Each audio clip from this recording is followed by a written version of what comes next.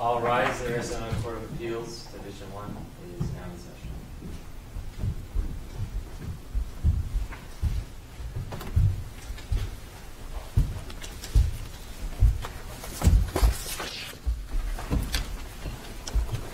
Please be seated. We're here on Wednesday, CV140390 as Holder versus Arizona Board of Regents. Each side will have 20 minutes for argument, and apparently you may reserve any portion of that for rebuttal, but you'll have to watch your own time. There's a clock at the podium for that purpose. We are recording the argument today, both audio and video, and you'll be on YouTube in a day or two. So, because we're recording the argument, when you begin speaking, please identify yourself and your client. We've read the briefs, we've conferenced the case, and we've discussed the facts and the issues, so we're familiar with the facts and the law. So when you begin your argument, just launch right into what you think we need to know. Counsel, you may begin.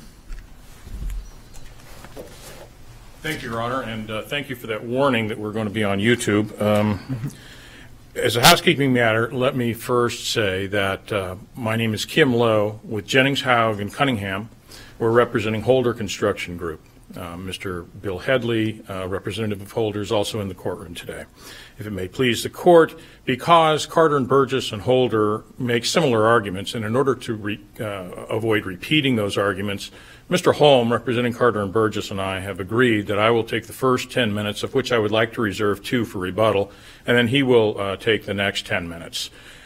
He will argue the constitutional arguments that we have raised, and I'm going to limit my arguments to the statutory, the enabling legislation and ABOR's policies compliance or non-compliance with that legislation. So with that, as you know, this case arises out of the construction of the new lab building on the Northern Arizona University campus. Carter and Burgess was the design professional designing the building and the project. Holder Construction Group was the construction manager at risk. It completed its work, received a certificate of completion of the project back in January of 2007. In January 2013, we then receive a notice from the ABOR of a claim or controversy that it seeks to adjudicate or litigate through the administrative process, ABOR policy 3-809. As you know, we've attacked the policy 3-809 on at least 2 grounds. The first ground is that we believe that the policy fails to meet the statutory requirement that it be the substantial equivalent of the Arizona Procurement Code. Those are the arguments I will be advancing.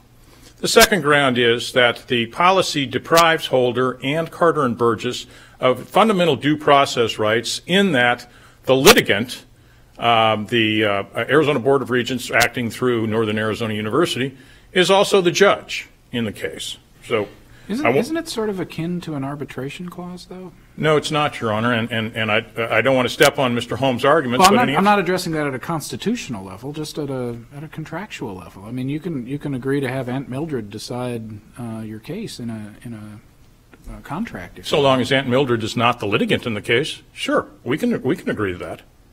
Well, but so let's begin there. I mean, when we talk about compliance with the procurement code, does that necessarily preclude other contractual agreements to various forms of decision-making? Not if there's a true arbitration provision. There are statutes that permit arbitration provisions in public works contracts. Mm-hmm. But in an arbitration provision, an arbitration setting, the parties either agree on the judge or the independent arbitrator, or excuse me, the independent administrator of the arbitration, either the American Arbitration Association or, when there is none, a superior court judge will decide who the arbitrator is if the parties can't otherwise agree.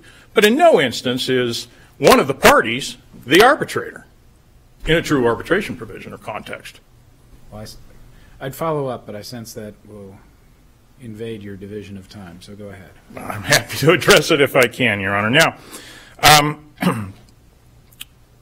as we have addressed in the briefing, the Arizona Board of Regents is accepted from the Arizona Procurement Code, which governs procurements of most other state contracts for construction services and the like.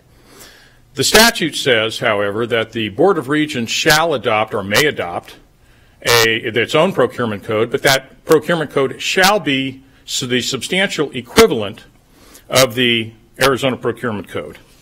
In this case, it's not the substantial equivalent for at least two reasons. First, there's no two-tiered review of the claim or controversy. Under the Arizona Procurement Code, the first tier of review of a claim or controversy rests with the contracting agency and the contracting officer within that agency. The second tier, an appeal from that decision, goes to the director of the Department of Administration, who assigns an administrative law judge from the Office of Administrative Law Judges to conduct a hearing. That hearing is governed by statutory and regulatory provisions that are contained in Title 41, Chapter 6, Articles 6 and 10. Now, the second tier review is done by an administrative law judge who has no interest in the dispute, is not paid based upon the number of assignments he or she receives. He's an employee, he or she is an employee of the Office of Administrative Hearings, and they conduct those administrative hearings. The ABOR policy is significantly different. The ABOR policy, the first level of review is the contracting officer with the agency. The second level of review is with the president of the agency, in this case the institution. This is precisely the fact situation that was addressed by the court in the R.L. Augustine case, R.L. Augustine versus the Peoria Unified School District. A Supreme Court case we believe to be dispositive of the issue that is virtually right on point. In that case, the Peoria Unified School District had a similar dispute resolution proceeding whereby the contracting officer made an initial decision and then it went to the school board. Judge Martone, writing for a unanimous court, said, that's not going to work. That's not the two-tiered system that's required by the Arizona Procurement Code.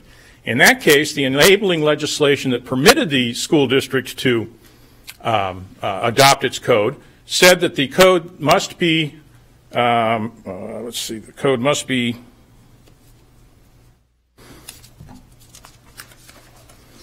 consistent with the Arizona Procurement Code. In this case, the language is much stronger. It says it must be the substantial equivalent. What? Pardon me? Did you agree to have the dispute resolution according to that? According to the procedures of 43809? The contract, which is a public works contract and not subject to negotiation, requires resolution of disputes in accordance with the provisions of the ABOR policy 3-809. And you agreed to that? Yes, we agreed to that within the context of a contract that is not negotiated, number one. But you don't have to, you don't need to agree to the contract. You could have walked away, right? Could have walked away, I suspect, is the option. And I suspect that what the court is suggesting, perhaps, that the price for doing public work construction contract is the sacrifice of these substantial rights that we're talking about. Well, but you, and I guess what I'm thinking about is whether that meets any substantial equivalent to the procurement code is what you agreed to. If this were the substantial equivalent of the procurement code, but whether we agreed to it or not does not change the fact that it is void as a matter of law as being inconsistent with the state procurement code. Whether we agreed to it or not does not correct that fatal deficiency. State procurement court code apply to this contract? Does not apply to this contract. So why is it any inconsistency with that code a problem? Because the statute says it's a problem. The statute says that the code that the ABOR adopts must be the substantial equivalent of the APC. And I see that I have already run over time, and I apologize for that, but I do want to give Brad an opportunity to make his comments. Thank you, counsel.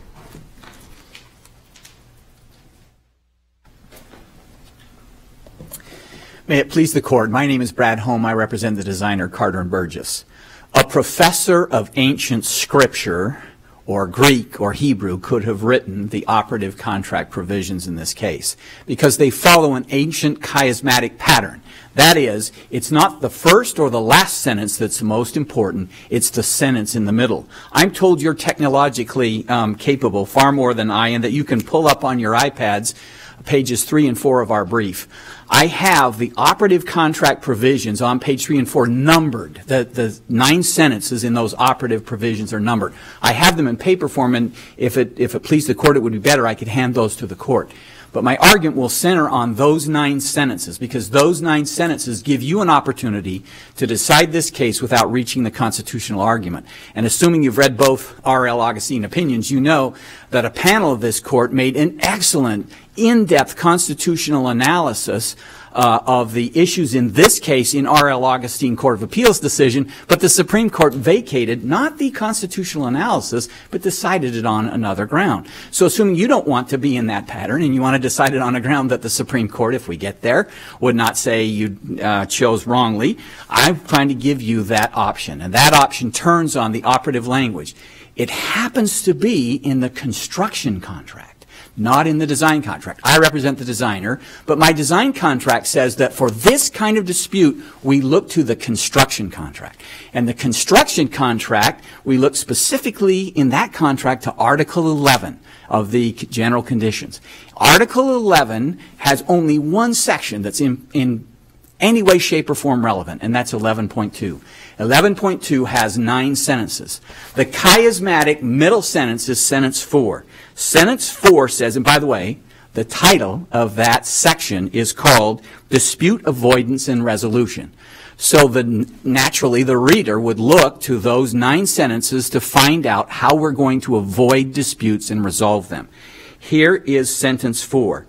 To the middle sentence, to the extent disputes or disagreements arise during the project, both CMR and owner commit to resolve such disputes in an amicable, professional, and expeditious manner so as to avoid unnecessary losses, delays, and disruptions to the work. That's the sentence. That's how we avoid disputes and resolve them. Now, that sentence gives meaning to the 3 prior sentences.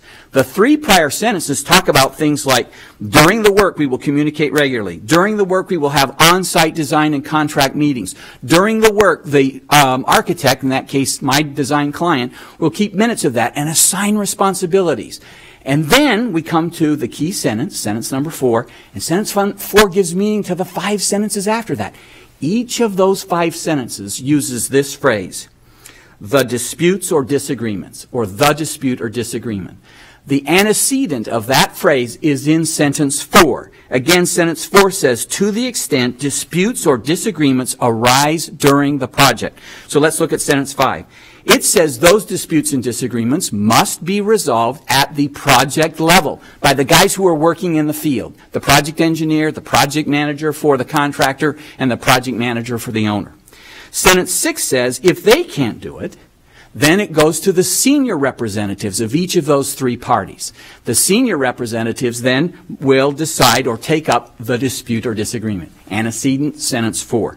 Sentence 7 then says that the parties, the senior representatives who are going to decide this dispute, those parties are bound then to disclose information to each other about the claim that gives rise to the dispute or disagreement that arises during the project. Sentence 8 says that the senior representatives will then decide the dispute or disagreement. And finally, the payoff sentence. Sentence 9 says that if the parties, through that process for disputes and disagreements that arise during construction of the project, cannot resolve it, then, and only then, they will submit to the claims or controversies process as defined in Section 3809C of the Arizona Board of Regents policy. So you see, Judge Howe, you asked the right question. What does the contract provide? The contract here provides that for disputes or disagreements between the parties arising during the project, they shall be submitted to the ABOR process. This is not a claim or dispute that arose during the project. The claim or dispute asserted against my client was asserted 8 years after substantial completion of the project. The contract does not apply.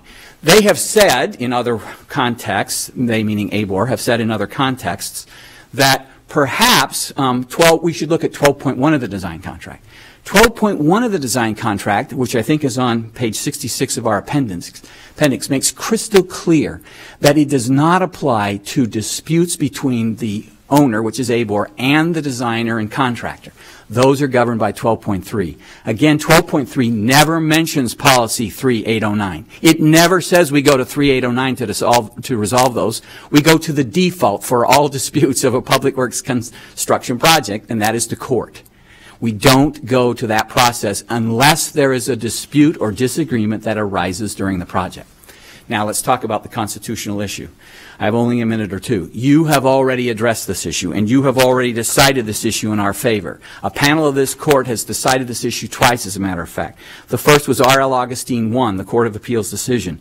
There, Judge Weisberg, writing for a unanimous panel, said that there were two alternative tests for the circumstances of this case.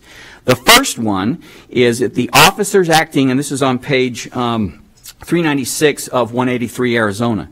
The officers acting in a judicial or quasi-judicial capacity must be disqualified for bias, number one, if they have a direct personal or pecuniary interest in the case. That's sort of a modified version of what the trial court applied here. Or number two, alternative number two, if they have an interest which is an indirect outgrowth of a public official's desire to protect official funds. The Court of Appeals, a panel of this court held in Pavlik, a decision authored by Judge Birch at the time, that analysis still applies. The reason it didn't make a difference in the Pavlik decision is because there wasn't an institutional interest that pitted, as it said in Augustine, a board who was both the adjudicator and the claimant. In that case, the facts were different. So if you look at that constitutional analysis, and if you get there past the contract argument and past the statutory argument, we think it's simple.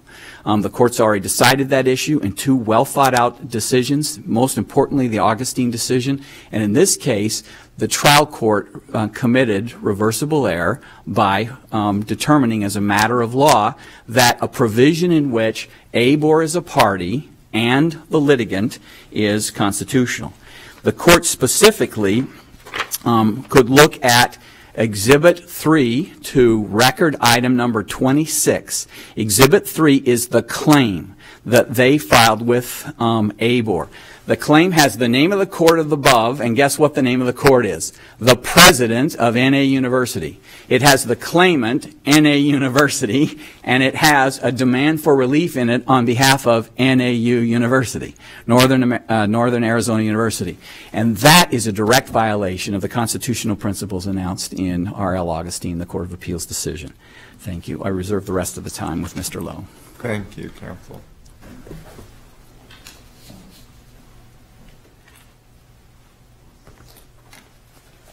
Good morning.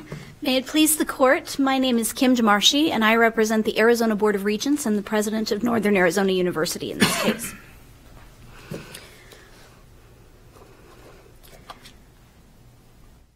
Let's start where Mr. Holm ended with the constitutional issue. And let me start by clarifying what that caption means and what it doesn't mean. The president of Northern Arizona University under ABOR 3809 has the authority to make the final decision, but the president has delegated that authority to a third-party hearing officer in this case. Is that in the pleadings? It's not in the pleadings, but it is a document outside the pleadings referred to in the pleadings that's proper for consideration on a motion to dismiss. When the court issued its ruling in this case, it stated, the record is devoid of any substantive evidence that rebuts the presumption the process will be fair and impartial. Is that a 12b6 standard? Excuse me. I don't know that it is, and the procedural difficulty in this case has a lot to do with the history. Counsel, you don't know that it is? It's not. Isn't it the opposite? I apologize, Your Honor. It is not. I understand why the trial court said it. The trial court was invited to encourage the arguments under that standard because a summary judgment motion was filed that was contrary to the complaint. Was it an abuse of discretion for the trial court to grant a 12b6 motion applying a Rule 56 standard? No, not if the decision can be upheld under the applicable standard, and I believe it can, and I'd like to explain to you the way in which it can. That's fine, but didn't the court expressly state it was not going to rule on the motions for summary judgment? So you have a situation where the court says we're going to apply, or I'm going to apply the 12b6 standard, lays that out in its order, then expressly makes a finding that's weighing evidence, and then subsequently says, I'm not going to consider the motion for summary judgment standard. Is that an abuse of discretion, counsel? The important rule here is that the decision may be affirmed if a basis for affirmance is apparent from the record. We're aware of that rule, but I think Judge Gould's question stands. Was the rule here properly applied, Rule 12b6? I believe a proper application of 12b6 supports the trial court's order in this case. I'd like to try to explain why. I welcome that, but let me ask you one more question. If the delegation to the neutral hearing officer had not occurred, would the constitutional claim be valid? I think the constitutional claim would be different and is not before this court. That's not my question. If the president of NAU had retained the authority to make the final decision in this case, would that system comport with due process? I think it still could. And I think you look at the analysis in Pavlik of the overall institutional constraints on the system, the role of independent review, the role of formal procedures. And I think you also have to look at the difference between someone who is the administrative head of an agency having an institutional interest, much more like the school board in Pavlik, rather than someone who's doing side work as a part-time judicial officer, which is the Haas case, right? That's someone who's getting paid extra on the side to be a hearing officer, and she's getting the money, and it's her personal money and her personal interest. And that's when we don't have the presumption of validity in a constitutional case, is when you have a direct personal and substantial interest. So even if it's the president of the university, which it isn't in this case, even if it's the president of the university, the interest is an institutional interest in the university's budget. It's not her interest in her take-home pay. That's really the distinction there, and that's the distinction recognized in Pavlik. So are judicial productivity credits unconstitutional? They exist in this state. I don't understand it to be tied to the outcome of particular cases, but rather to the overall functioning of the system and the timeliness of the system, which, at least on the criminal side, is constitutionally required. So to the extent you're being compensated for keeping the train on time, where there are constitutional and statutory requirements that the train run, that's different than the outcome in a particular case. And that's really where the pecuniary interest standard is directed, is do you have a direct, substantial personal interest, not in doing your job well, but in whether this case comes out for or against. Which, I apologize, Judge Howe.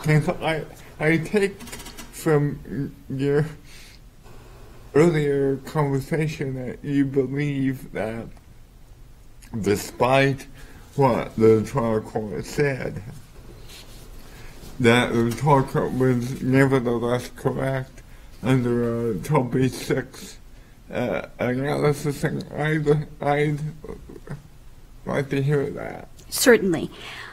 I think what the trial court really was doing was using the 12b6 standard, but permitting the plaintiffs to change their claim to a claim different from the complaint.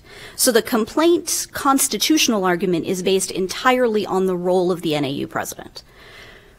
Even though at the time the complaint was filed, the appointment had been made with final decision-making authority, and even though the hearing officer confirmed it was his understanding that he had final decision-making authority.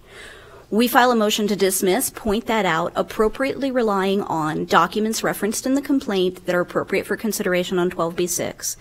And then the argument shifts to, okay, it's not the president who's making the final decision, it's this other person. And a motion for summary judgment is then filed, introducing facts about the other person, process by which the hearing officer was appointed. The trial court could have said, I'm looking at the motion to dismiss, I'm only looking at the allegations of the complaint, I'm not going to consider anything from the summary judgment motion. But the trial court let counsel argue both of those together, and you see that bleed over into the decision. But if you read the decision itself is still the legal issue of whether constitutionally this appointment process of this hearing officer satisfies due process standards. And the court finds that on evidence. So, I mean, we're back to the same point. I don't see what that other ground is. And maybe I'm just being thick today, but I don't see what the other ground is apart from the court's reliance on evidence. Well, you could look, I suppose, at the fully briefed and argued summary judgment motion. Well, but we can't do that. The motion he didn't decide. The motion he decided was no longer relevant given the dismissal. Or you could say, is dismissal of the complaint on its allegations appropriate? And there you have an allegation, the president's role, disproven through evidence that's appropriate to consider on 12b6, and you could affirm on that basis. That gets back to my original question then. Assuming this hearing officer had never been appointed, if the president's role itself hypothetically would be constitutional, then I suppose it could have been decided on a Rule 12b6 standard if we ignore what everybody agreed actually happened. You don't have to ignore what everyone agreed actually happened, because you can look at the materials, and I will give you the case for this. McMurray v. Dreamcatcher and Strategic Development and Construction v. Roosevelt Partners, which permit you on 12b6 to consider documents outside the complaint that are central to the claims, even if they're not attached to the complaint. And the letter appointing the hearing officer is a document central to the complaint. So just looking at the complaint and at what 12b6 lets you look at, you know a third party has been assigned as the hearing officer and given final. Quite frankly, I don't have a problem looking at that document. I don't think that's inconsistent with Rule 12b6 to look at it. What I think is problematic is when the judge then goes on to make a constitutional decision based expressly on evidence. At that point, it's no longer looking at a document to see what the undisputed truth is. It's weighing evidence in this case. But in this case, if that is the concern, and if the question is, can the plaintiffs who pled a complaint that didn't have the claims they ultimately litigated, decided to introduce those claims before the motion to dismiss had been disposed of, do they now get another shot because of the way in which the court phrased its orders? I would suggest that the court look at the facts in the trial court's decision that it needs to be true in order to get to affirmance, namely what are the essential facts of the due process issue with regard to this hearing officer, Counsel, and examine what's the point of a 12b6 standard if we ignore it in this case? Why even have it? It's a court expressly in writing says it's applying a 12b6 standard, expressly states that, and then expressly finds it has weighed the evidence, and then expressly states, I'm not applying a motion for summary judgment standard. What is the possible use of having that different standard under that scenario? The real fix, to step back for a moment from this particular case, is the rule that permits you to file a summary judgment motion and have it considered while a Rule 12 motion is filed. That's what creates the problem here. But I would suggest that if your concern is the judge weighed evidence, the judge made factual determinations, look at the Rule 56 motion and look closely at whether those facts are actually disputed, because the important facts aren't. There's no dispute that a procurement process was used to generate a list of hearing officers. There's no dispute about the professional background of this hearing officer. His resume is in the record. Nobody argued that it wasn't true.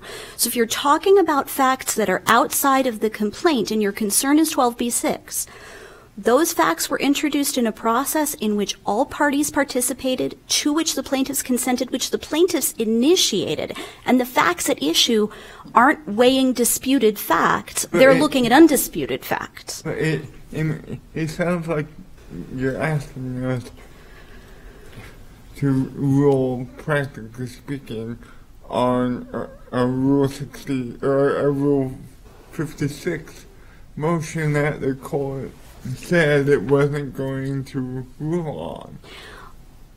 And I am reading what the court did in total, the two orders that the court issued, the one on the merits and the one that basically says that the Rule 56 is moot. I'm reading those together, that the court was willing to look at the undisputed facts from the Rule 56 motion and to give the plaintiffs the benefit of the doubt to fill the holes in their complaint that didn't quite match up with how appointment of the hearing officer had gone. The problem is the court didn't say there are no undisputed facts, or there are no genuine disputed facts here, right? The court didn't apply the Rule 56 standard. Mm-hmm. But if you look at the record, the facts that it relies on in getting to its conclusion are not facts as to which there is a dispute. If you look at the Rule 56 page. And I think that's the thing that addresses the Rule 12. That's true.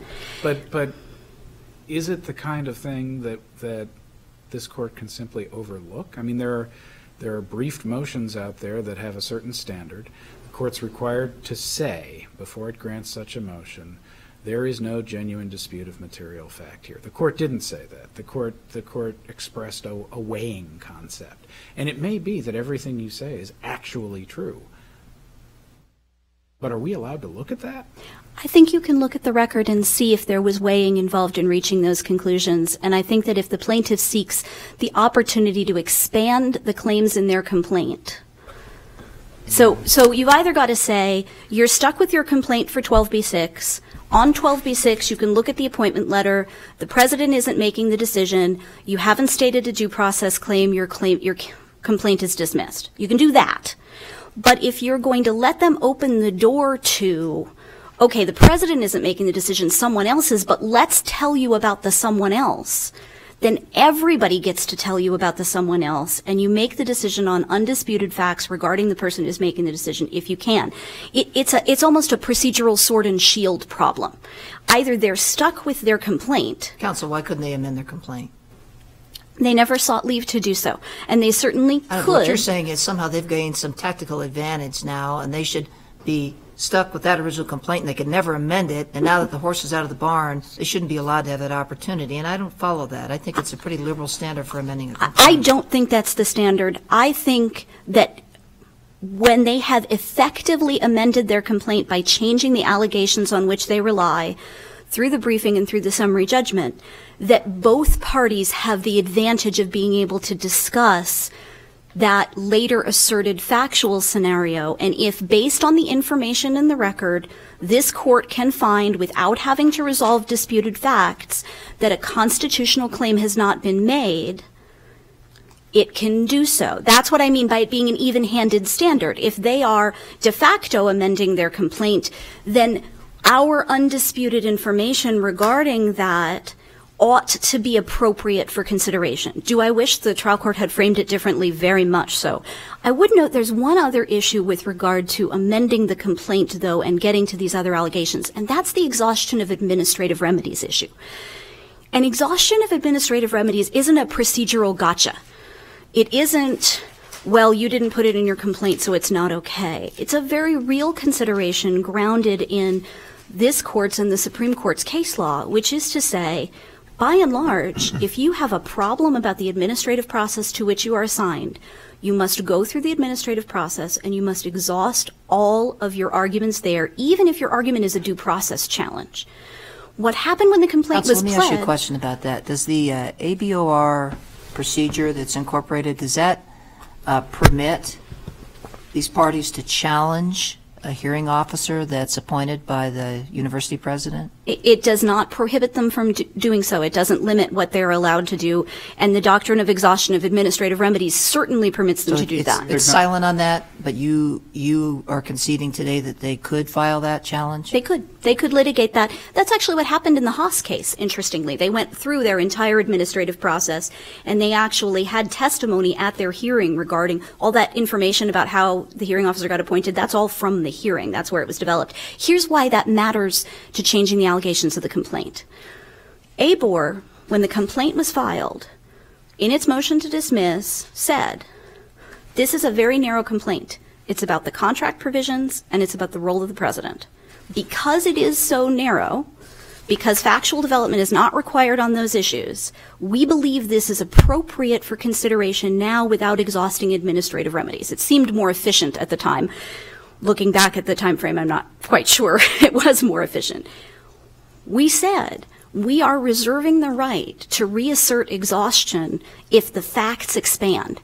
And as soon as the facts expanded, we said, look, this is a bunch, if you really want to get into this, this is a bunch of factual stuff about who the hearing officer is, how exactly the process is going to work. So exhaustion of administrative remedies is an alternative basis to affirm dismissal. So you'd be comfortable with a dismissal without prejudice, subject to renewal in the event of dissatisfaction with the process? Okay. Is that a yes? That's a yes. Okay. You don't have a lot of time, so let me ask you to devote some time to the contention that this doesn't even apply because the dispute did not arise during the project. Sure. And that's an argument that relates entirely to the holder contract, because the Carter and Burgess contract says if everybody's involved, go look at that one. And here, numbering of 9 sentences aside, those 9 sentences appear in 2 different paragraphs. They're all part of 11.2 of the contract, and this appears on page 57 of our supplemental appendix. 11.2 says dispute avoidance and resolution. The first paragraph of 11.2, 11.2.1, talks primarily about what happens when there's a dispute about contractual performance that arises while the work is ongoing. Apparently you're supposed to be amicable if that happens. You're supposed to be amicable. But more particularly, is there any language that says that the process at issue here applies after the project completion? All of the language about what happens during the project is in 11.2.1. The provision we rely on is in 11.2.2, which is the subsequent paragraph that talks about disputes that can't be resolved amicably. It doesn't limit itself to disputes that are first raised between the parties during completion of the project, and it makes sense. If you look at 11.2.1, all 5 sentences of 11.2.1 are, what happens if we get into a dispute while we're still building the building? And it's all focused on how does it work into our regular project meetings. There's a sentence about how if you have a dispute, you're supposed to keep working because timely completion is such a major issue. Then there is the later provision which says, so what if we have a dispute we can't solve? And this is a dispute we couldn't solve amicably. It's not subject to 11.2.1. because it wasn't first raised when the building was being built. It was raised after the building was done and the university discovered the extent of the problems with the building. So 11.2.2 applies. If you believe Mr. Holmes' argument, then this is a contract that has absolutely no provisions at all about when you find a problem with the building after it's done. And if it read that way, not only would that be a mysterious gap, not a gap you would expect in a contract, but it would also contravene ABOR 3809, which, like the state procurement code on which it's based, provides for disputes to be handled afterwards. 3809C2B is the clearest example of this because it sets a 1-year limitation if it was Mr. Holm and Mr. Lowe's clients suing the university, they'd have a year after the building was done to do so. The state has a longer statute of limitations. So we have 3809, the context, which says this is what we use all the time. And then we have a contract that has two separate paragraphs. What about keeping the project going if there's a dispute? And the other one about what do we do with disputes that we can't agree upon? Reading all of that together, it doesn't make sense to say there's no dispute resolution provision if the problem is found afterwards. I see I've exceeded my time. I apologize. Thank you, counsel. Counsel? Thank you, Your Honor. If I may just address a couple of items in response to a question that was posed to counsel, whether the ABOR policy permits a non-preemptory challenge to the assigned administrative law judge, or in this case, hearing officer. The response was it doesn't prohibit it. But the point is, and the important aspect is, it doesn't allow it. Under the provisions of ARS Section 41-1092.07a, the Arizona Procurement Code expressly permits a party to make a non-peremptory challenge to the assigned administrative law judge. That right is not contained in ABOR's policy. Did you try to challenge the hearing officer in this case? We never got to that point, Your Honor. Right. I mean, you've heard a concession today that they feel that you can. Isn't that your proper avenue? If you want to challenge a particular officer, you write it just as you've laid out here in these motions. I don't think this guy's fair. Good question. I don't believe that necessarily makes the policy any more valid under the terms of the statute. The policy is a void statute on its face. The fact that the ABOR seeks to avoid that by having the president delegate the decision-making authority to someone that is defined as his representative doesn't cleanse the statutory deficiencies, doesn't make it better. Why can't you agree on somebody who's neutral? Does it not permit that? It does not permit that. The policy does not say anything about that. Doesn't permit it. I suspect that the parties can always agree that they are going to resolve their disputes in an arbitration context based upon the rules of the American Arbitration Association, construction industry, based upon any other rules. But this policy doesn't allow it. It's not that the policy doesn't prohibit it, but the policy doesn't allow it. And under the term, if ABOR doesn't object and allows you to do it, whether it's allowed or not, if it happens, then your problem goes away. At least in that particular regard. Does it go away, or is it just passed along to someone else? Let's say we make a challenge to the hearing officer appointed. Then what? Is there a new hearing officer appointed, and do we go through the same analysis? In any instance, no matter how you cut it, the hearing officer is going to be paid based upon the number of hearings the ABOR assigns to him. As a practical matter, has anybody just asked if they can get together and agree on who the hearing officer is? There was discussions about that, Your Honor. Where'd they lead? Nowhere. Okay. And Did ABOR insist on a particular hearing officer who was objectionable? well, I'm reticent to go into discussions about the possibility of resolving these issues and the extent that they may be settlement discussions. But no. My recollection was that no, this was the hearing officer that was going to be used. Okay. Thank you, counsel. We appreciate the Should we give Mr. Holm a minute? surely. May I? Oh, thank you, Your Honor. Thank you so much, Judge Rule. I appreciate that.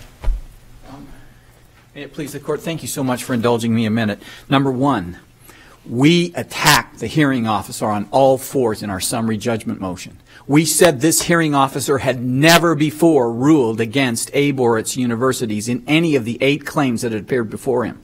We attacked him on all fours. And the trial judge, applying the wrong 12b-6 standard, decided that he wasn't going to reach the issue in the summary judgment motion. And he didn't decide the summary judgment motion on a proper standard. That is, there was no disputed issue of fact.